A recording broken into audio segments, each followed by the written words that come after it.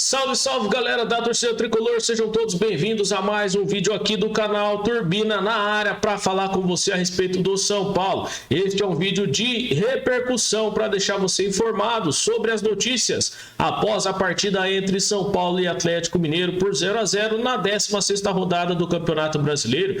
Também informações da categoria de base do São Paulo, tanto no sub-20 masculino como no feminino, e também informações sobre o mercado da bola. Tem jogador que o São Paulo está especulando para contratar, zagueiro importante que joga fora do país. Nós vamos conferir as informações dessa possível contratação do São Paulo e também no vídeo de repercussão, informações e notícias do tricolor. Muito obrigado pela sua presença aqui no canal. Mais uma vez eu fico imensamente grato pela sua contribuição. Se você ainda não é inscrito, se inscreve para ficar por dentro das informações. Ativa também o sino de notificações e deixa o seu like aí para fortalecer o canal. Se no final do vídeo você não gostar, você tira o like, que tá tudo certo. Muito obrigado aos novos inscritos aqui do canal, e você que está chegando pela primeira vez, também seja muito bem-vindo por aqui. Nós vamos falar primeiro da coletiva do Rogério Ceni. O técnico do São Paulo reforçou a importância da mescla entre experiência e base,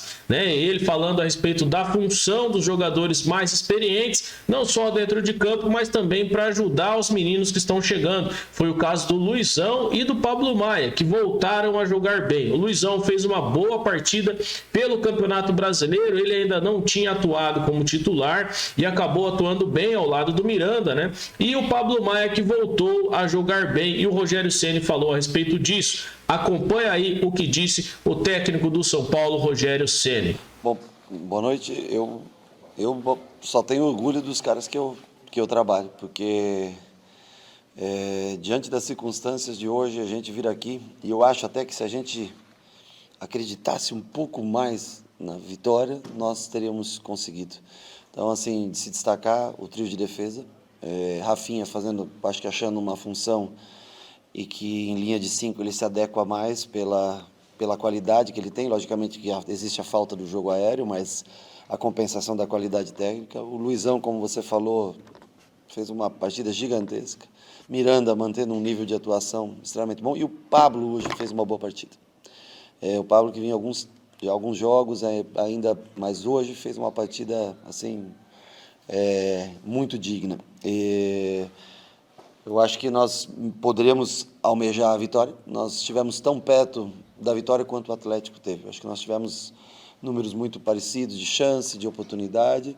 E assim, eu acho que o torcedor, como eu sempre falo para você, nós podemos não ter o melhor time, talvez o melhor elenco do campeonato, mas nós temos comprometimento e a briga, a luta é algo que eu acho que o torcedor reconhece desse time, independente de qualquer circunstância. Eu acho que eles vão ajudar com o passar do tempo. Alguns já vêm há algum tempo, né? Igor, Nestor,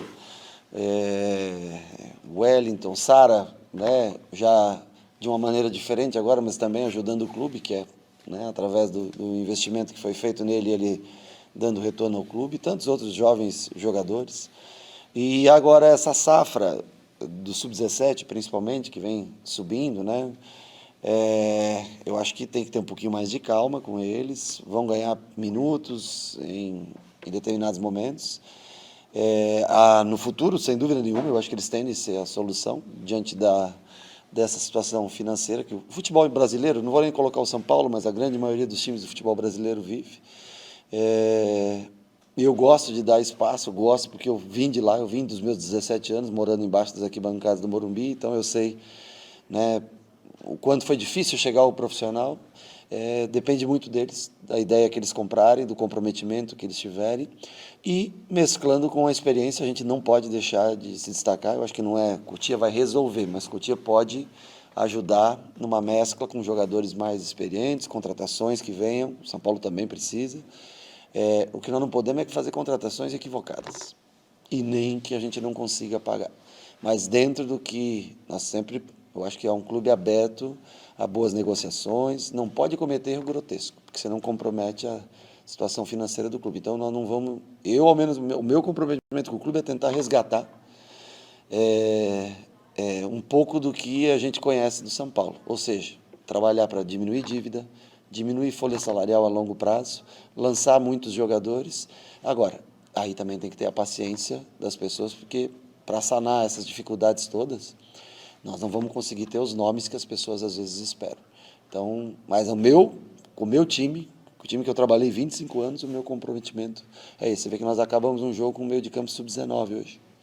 Acabou com o Pablo, com o Moreira e com o Rodriguinho, né? Ou Thales, se vocês quiserem, que jogou o tempo todo, né? Mais um garoto de 19, Luizão?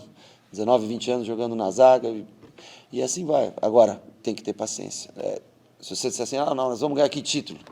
Não sei, cara. Vamos brigar pelo máximo de desempenho possível, chegar o mais longe possível, mas para você equacionar tudo que tem no São Paulo, que aconteceu de maneira onde o clube foi devastado, requer tempo, seja comigo, com outro profissional, com esse presidente, ou no futuro com um outro presidente, com essa direção, com outra, mas requer profissionalismo, paixão e abrir mão de algumas coisas em detrimento de diminuir folha salarial, baixar custos e tentar restabilizar o São Paulo no mercado.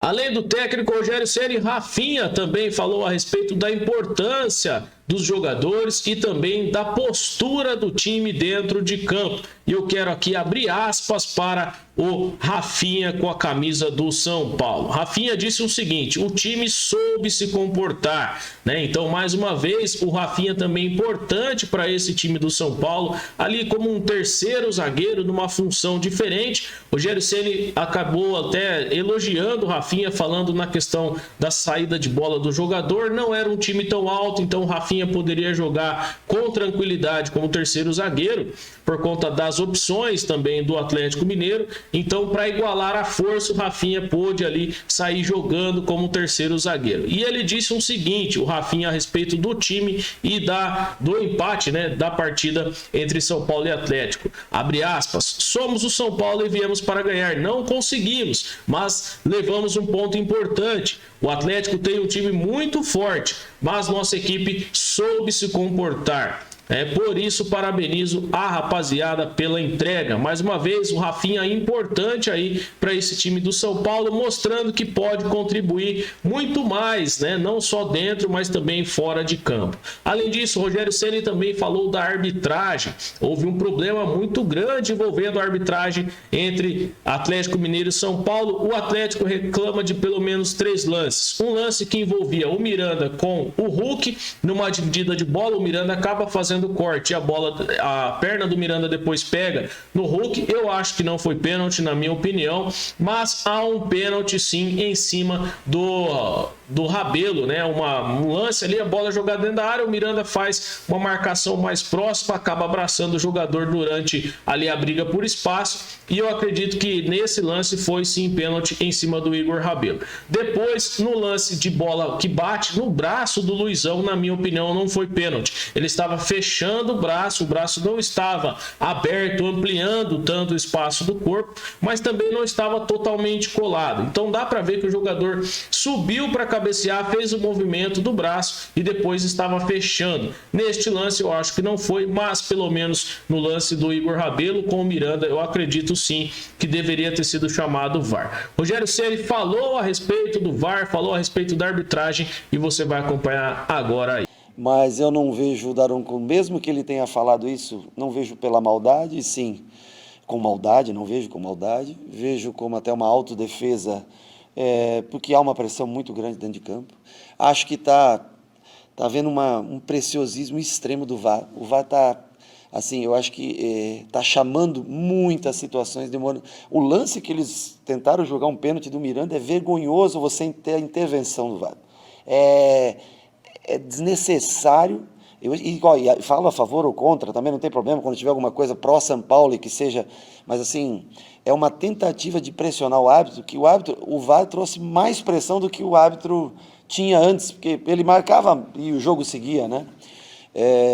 Mas assim, uma coisa é você determinar uma linha de impedimento, uma bola entrou, não entrou, uma coisa mais clara, mas assim, com a pressão de 52, 53 mil pessoas hoje aqui, cada lance que gera qualquer Assim, o árbitro tem a convicção, ele está olhando, ele tem que seguir o instinto e a convicção dele. E o VAR tem que parar de encher o saco e chamar. Nós vimos o River ser eliminado com um gol normal.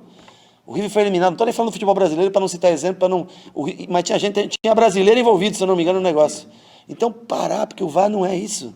O lance é claro, que para quem jogou futebol, o lance é claro, é cristalino. E também, às vezes, que acaba favorecendo a gente, também tem lances que são cristalinos, que não precisam. O VAR tem atrapalhado. O cara lá da cabine está decidindo o campeonato. É o campeonato no mundo que deve ter mais pênalti. Todo jogo se quer inventar um pênalti. Chega nos últimos 5 minutos, só joga pelo VAR. Você não joga mais pelo jogo.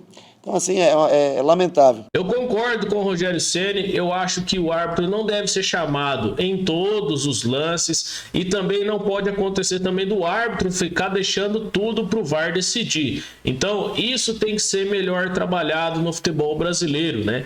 Infelizmente, a ferramenta que é para solucionar os problemas da arbitragem vem causando cada vez mais polêmicas no futebol brasileiro. O seu time com certeza já deve ter sido prejudicado e em alguns momentos deve ter sido beneficiado. Isso vai acontecer para todos os lados em várias oportunidades, tanto para o São Paulo como também para outros clubes. Infelizmente a gente vai ter que lidar com isso, né? Sub-20 do São Paulo é derrotado pelo América Mineiro.